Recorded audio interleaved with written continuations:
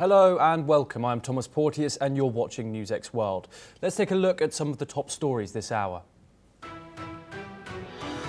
French President Emmanuel Macron says 26 nations will provide post-war security guarantees to Ukraine, including land, sea and air forces, after a summit with Volodymyr Zelensky. The leaders hold a call with President Trump as the Kremlin insists Western troops cannot guarantee Ukraine's security.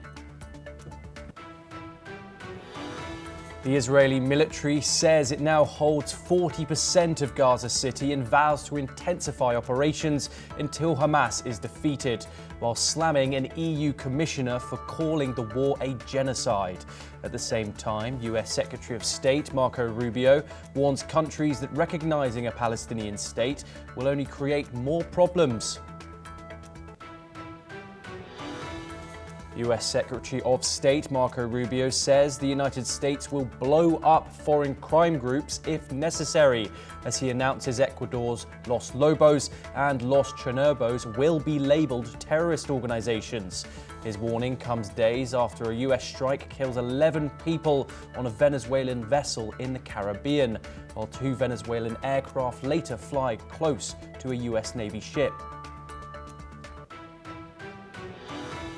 President Donald Trump will sign an order renaming the Defense Department as the Department of War, a White House official has said.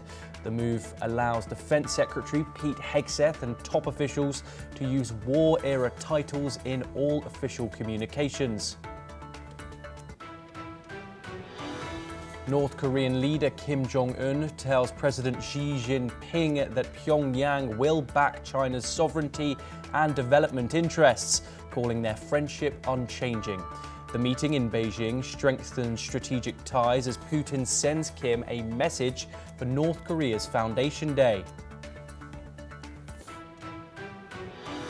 South Korea says it will join the United States and Japan in annual Freedom Edge defensive drills starting on September the 15th to counter North Korea's missile and nuclear threats.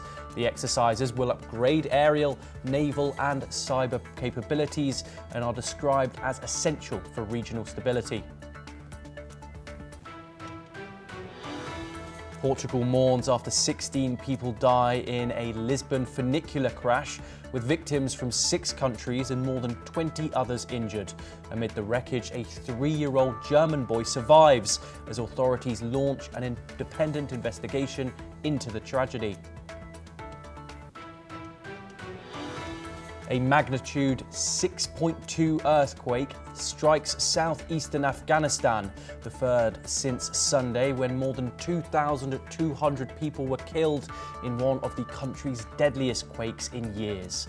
Officials say the epicenter is in a remote Narrahangar province near the Pakistan border, with reports of damage still coming in. Now we start this hour in Europe, where amid heightened attention on US diplomacy in the east of the continent, President Trump was asked about a potential communication with Russian President Vladimir Putin, following his latest call with Ukrainian President Volodymyr Zelensky. Here is what the US President stated on the issue. For you. First, after your phone call with Ukrainian President Zelensky today, do you plan to speak with Russia's President Putin in the near future? What? If you will speak with President Putin in the near future. I will be, yeah, I will be. We're having a very good dialogue. Meanwhile, Kremlin spokesman Dmitry Peskov said no preparations are underway for a Trump-Putin talk, but one could be arranged quickly. He added that Western nations cannot guarantee Ukraine's security in a way that would be acceptable to Russia. Meanwhile, after meeting Ukrainian President Zelensky in France, EU Chief Ursula von der Leyen held a phone conversation with Indian Prime Minister Narendra Modi, stating that India has a key role in ending Russia's war in Ukraine and welcomed his continued engagement. Following the meeting, the Dutch foreign minister said leaders had finalized military plans and committed to providing security guarantees for Ukraine. Let's listen in to the Dutch foreign minister.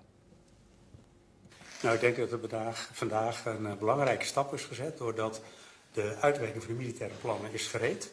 En dat er vandaag een politiek commitment van eigenlijk iedereen is gekomen om die veiligheidsgaranties ook af te geven. En dat is denk ik belangrijk. In de tweede plaats is er ook nog een keer gezegd dat het ontzettend belangrijk is dat de druk op Rusland blijft. En dat we ondertussen ook vol Oekraïne blijven steunen. Want uiteindelijk de beste veiligheidsgarantie is een sterk Oekraïns leger. En over beide onderwerpen, die veiligheidsgaranties en als het gaat om druk op Rusland, daarna ook gesproken met president Trump in een wat kleiner gezelschap. En is er ook afgesproken dat we het verder uitwerken en dus ook de support van Amerika. Now, there are reports that the United States is planning to phase out some security assistance to European countries near Russia's border, in line with President Trump's America First policy. This comes as tensions remain high in the region. In Ukraine, a Russian attack has reportedly killed 2 deminers working with the Danish Refugee Council. Meanwhile, Russia's defense ministry claims it has destroyed a training and launch site for long-range drones in Ukraine's Chernihiv region, according to state media reports. And we're now joined by our guest, Professor Rohan Gunaratne. He is an international security expert and he joins us live from Singapore. Professor Gunaratne, always a pleasure to join you. How do you analyse this balancing act that European powers seem to be attempting to grapple with, of appeasing both the United States and aligning with its America First policy and, of course, pleasing that one man, Donald Trump, but also putting pressure on Moscow and having this staunch stance in line with Kiev and President Zelensky? Thomas, what we are witnessing right now is that President Trump has built a good rapport with President Putin. And as a result of that, there is forward movement to resolve the conflict in Ukraine. And for this, the European governments, they have decided to work with President Trump. Not all of them like President Trump, but at the same time, there's no other leader in the West who can work with the Russians. Zelensky himself understands this, and what we are witnessing is that there will be a dialogue, a discussion between the United States and Russia where they will bring in Zelensky. So this will be the next step. It's a direct result of the talks that Trump and Putin had in Alaska. And we will see greater participation of the European powers in that meeting, because if the Russian threat escalates, we will witness a war between Europe and Russia. So this is a positive movement for the world, and it is something that every country should praise and support. Indeed, Professor Gunaratne. Obviously, what's central to these negotiations seem to be territory, of course, and security guarantees. The Russians have said that they do not agree with European boots on the ground or any sort of Western security guarantees or troops in Ukraine. Do you see the pendulum swinging the other way at all? Do you see Moscow budging on this? Or do you think we are just going to have this continue and continue as we have seen during Donald Trump's presidency and over the past 2 years before that? Russia attacked Ukraine because there was deepening of Western influence and Western ties in Ukraine. Russia do not want Ukraine to be a staging pad to attack Russia. And also Russia doesn't want a heavy buildup of Western presence in Ukraine, because Ukraine was previously a part that was under Russian control. So what we are going to see is that the Russians insisting that NATO and Western forces do not have a presence on Ukrainian soil. So there should be an arrangement, and there will be an arrangement where Ukraine's security will be guaranteed, but not with the presence of Western troops, European troops on Ukrainian soil. So they will have to be very creative in the negotiated settlement that is going to come into place. And this will be discussed when Moscow hosts the next summit where Trump and Zelensky will participate.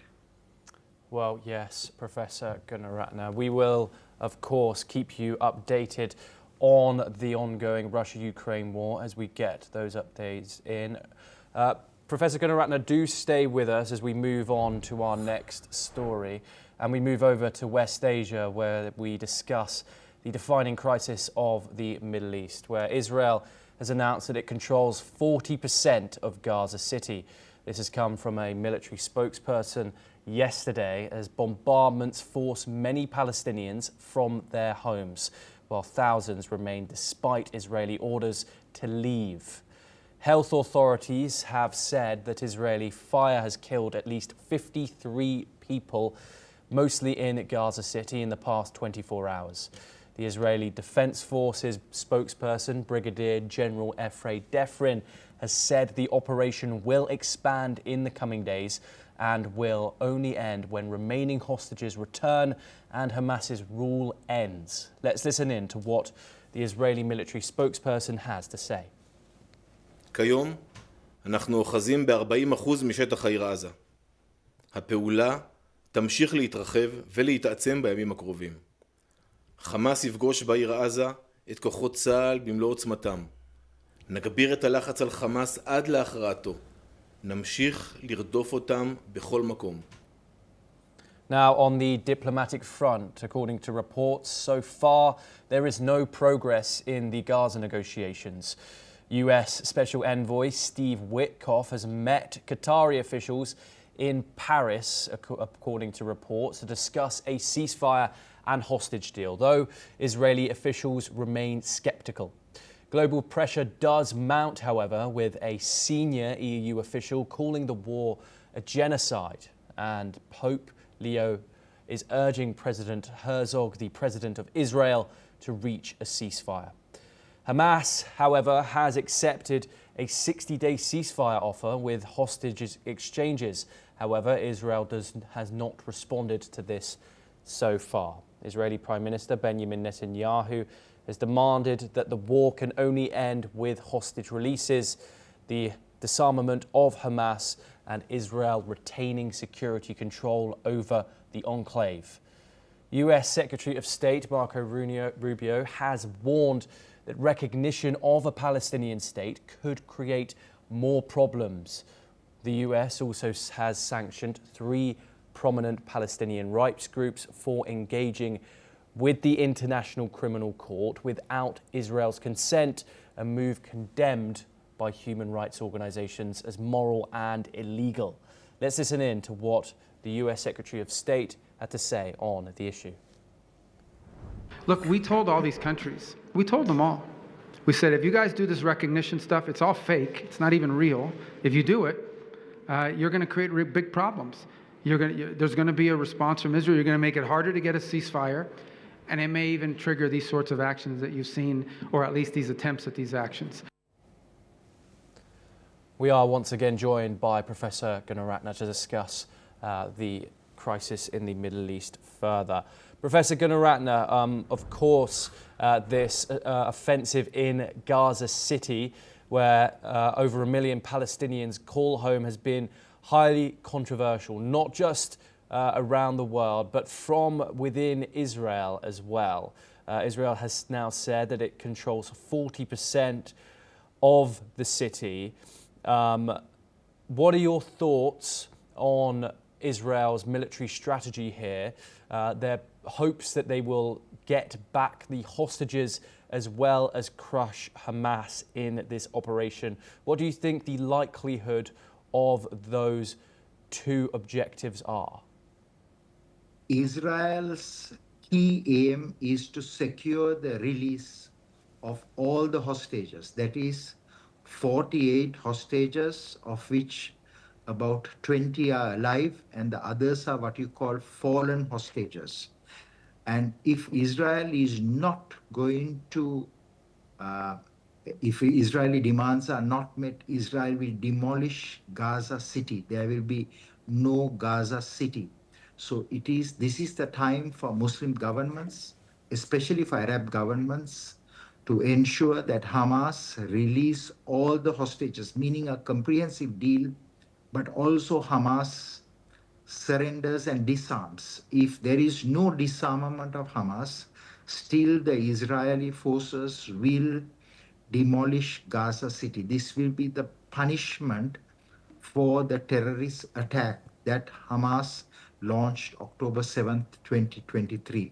So it's a very dire situation, because if there is no release of these hostages and if there is no surrender of Hamas, what's going to happen is another 10 to 20,000 Palestinians will die in those military operations. So it is for the Arab leaders and the Muslim leaders to prevent the destruction of the city and also the loss of innocent lives by putting maximum pressure on Hamas to disarm and to release the hostages. This is the position of Israel, Thomas. Yes, and Professor Gunaratne, the last thing I want to touch on is the plans of European countries, including the United Kingdom and France and others, including Canada and Australia, to recognize a Palestinian state at the UNGA at the end of this month. US Secretary of State Marco Rubio has said that they have been warned against this. What do you think that recognizing a Palestinian state will do to help the Palestinian cause, and how will it affect this war, even if it does or not? Thomas, we are all advocating a two-state solution for the Palestinians also. They must live in peace. But right now, the ground reality is very different. Israel is in control of Gaza, and also they have a very significant presence in the West Bank with the PA government.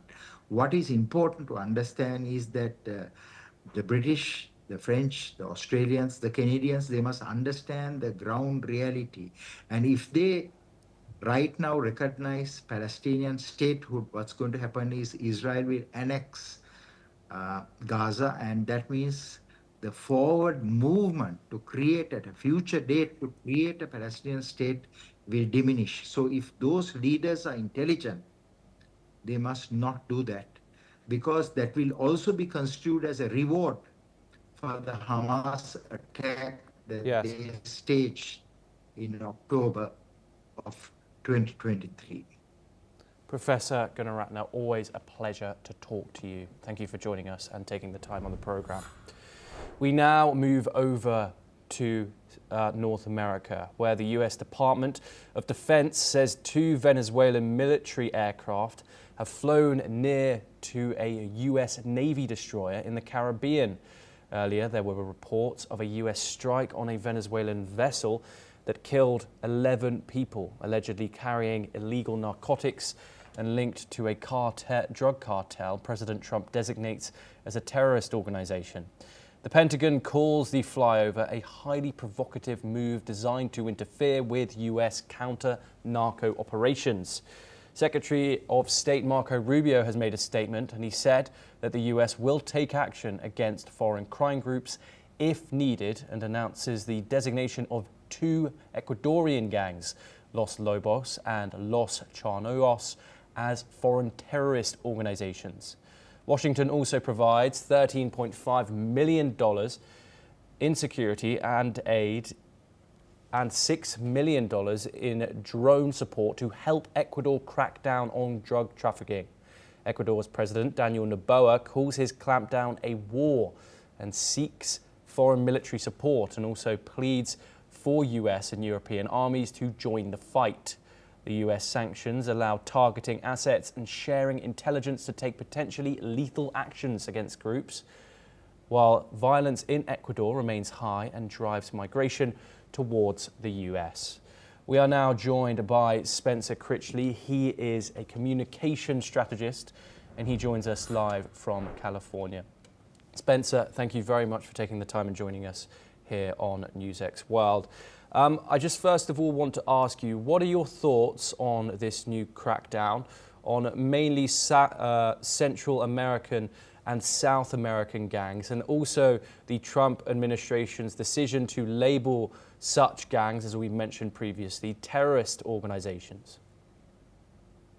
Well, I understand if people have a hard time feeling any sympathy for Tren de Aragua or any of the other vicious drug gangs from that region, but I think it's extremely important to recognize how much grave damage this kind of action does to the United States. There used to be an obvious and important difference between a president of the United States and a corrupt dictator like Nicolas Maduro, the head of Venezuela, and the leader of a criminal gang like the leaders of Tren de Aragua. But Donald Trump seems determined to erase that difference. As satisfying as it may feel to watch what's purported to be a drug smuggling boat being blown up, it is entirely lawless. It violates American law, American military law, and the international laws of war. And much as Trump likes to beat his chest the way people with no experience in war who like to puff themselves up so frequently do, and Secretary of State Marco Rubio, as much as he likes to faithfully echo whatever Trump is doing, this actually makes the United States look weak and actually be weaker, because the greatest part of American strength comes from its international reputation as a democracy under the rule of law, one with, until recently, allies all over the world who believed in and trusted in American values even when America went astray. All of that is being torn down by the Trump administration. Spencer, how far do you see this going? It was quite provocative statements from the Secretary of State there, Marco Rubio, in regards to the action, the future action that the Trump administration is going to take when it comes to these gangs. Also, we've seen tensions rise with two reported Venezuelan jets fly near that destroyer. What are your thoughts on how what the future might hold in regards to this new foreign policy when it comes to these gangs and South America in general? Well, first of all, Secretary of State Rubio is a particularly pathetic example of a hollow man. Unlike Trump, who appears not to know better, Rubio actually does. He's not stupid, and he has deep experience in international relations as a senator. So he's a man who has completely sold out whatever values he claimed to have before, and is willing to not only behave immorally, but stupidly, out of apparently nothing but personal ambition. Again, it feels satisfying to just blow things up or to kill people you think are the bad guys, which, by the way, is not actually clear in this instance, because questions have been raised about why 11 people would be crewing a small drug smuggling boat when the space occupied by those 11 people would much more economically be used to carry drugs.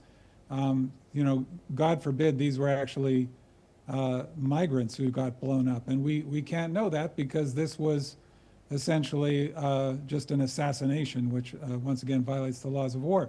Now, the United States, of course, has the power to do this kind of thing for quite a while.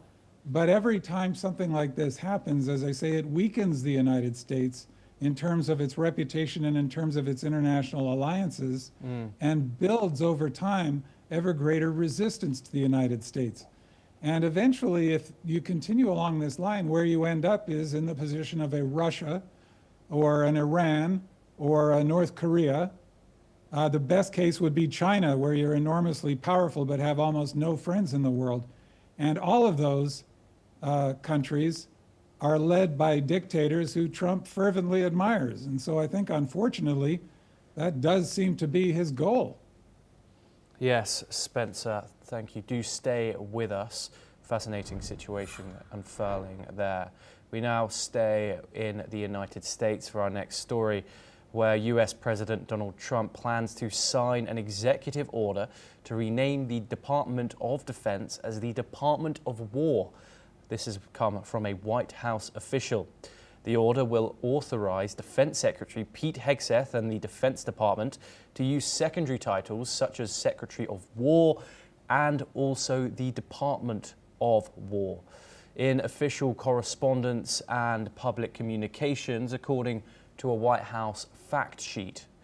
The US Department of Defense was called the War Department until the year of 1949, when Congress consolidated the Army, Navy and Air Force in the wake of World War II.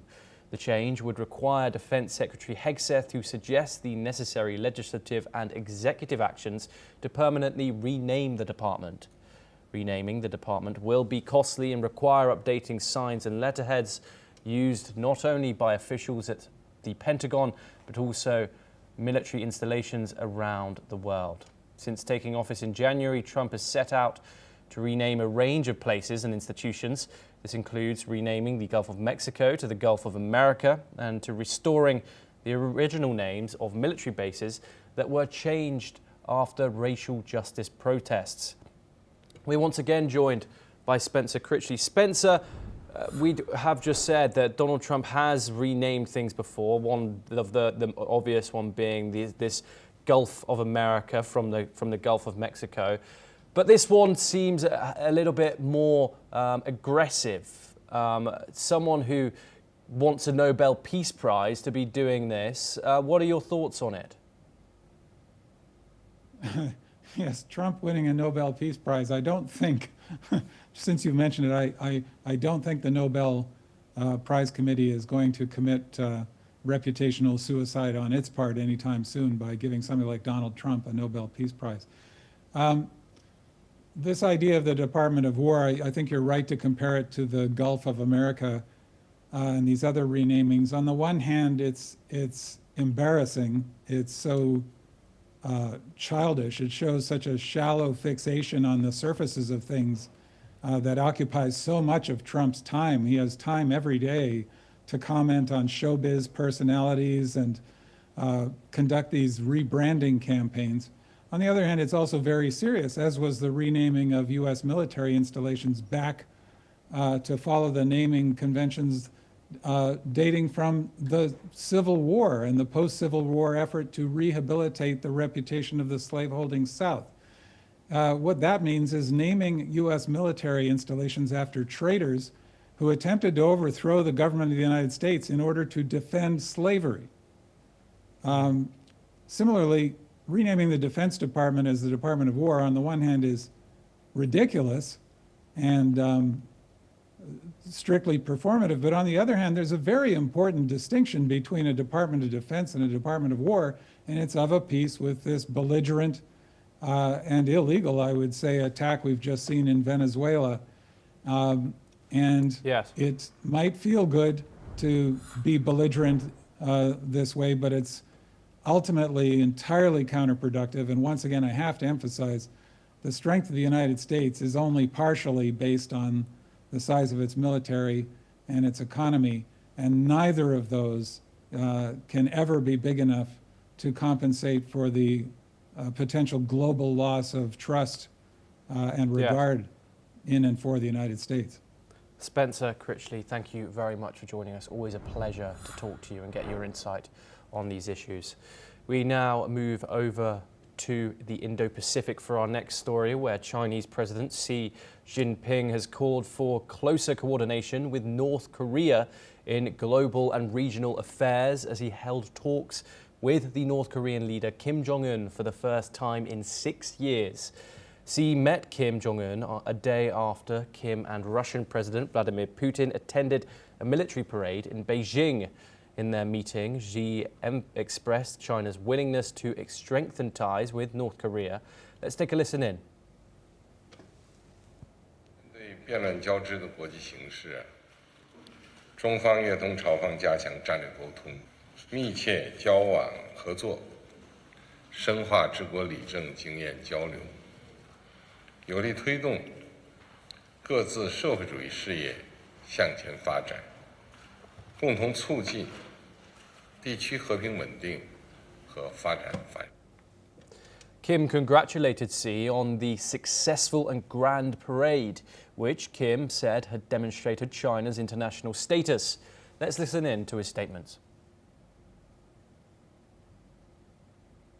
6년 만에 장소기 동지를 만나뵙게 된 그 감회가 정말 새롭습니다.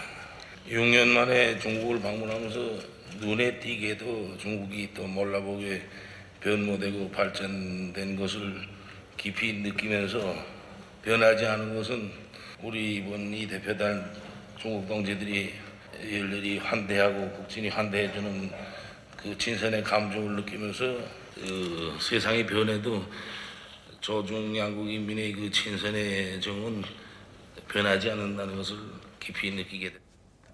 In the Korean Peninsula issue, Xi said that China was ready to continue strengthening coordination with North Korea in order to maintain peace and stability in the region.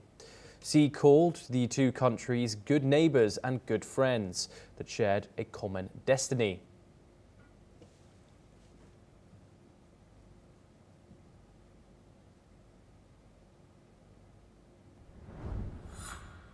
Well, that is all that we have time for, but we will continue to bring you more news updates from around the world.